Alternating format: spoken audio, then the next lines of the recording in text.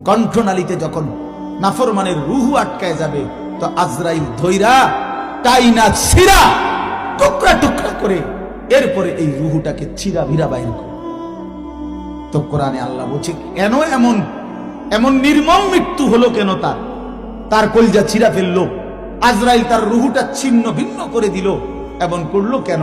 আল্লাহ বলেন কারণ দুইটা, ফালা সাদ্দাকা ওয়ালা সাল্লা, এই নাফরমান আমি আল্লাহরে বিশ্বাস করে নাই এবং নামাজ আদায় করে। কি আদায় করে নাই? ভাত খাও, ভাতে তো দুগা খাও না কিতা, হ্যাঁ মোবাইল টিপো আর মানুষের বেডি দেখো, দেখো ভাইয়া দেখো, কুলু ওয়া তামাত্তাউ কালিলান ইন্নাকুম মুজরিমুন। আল্লাহ বলে নাফরমান অল্প সময়ের দুনিয়া খাও, ভোগ করো, শুধু মনে রেখো তুমি নাফরমান। এখন ভাত খাও, পরে ফিরে হয়ে কবরের প্রথম ঘন্টায় আমি বুঝাই দেব আমি মালিক কেমন। কাল্লা সাউফা তা'লামুন আলহাকুমুত তাকাসুর হাত্তা যুরতুমুল মাকাবির কাল্লা সাউফা তা'লামুন।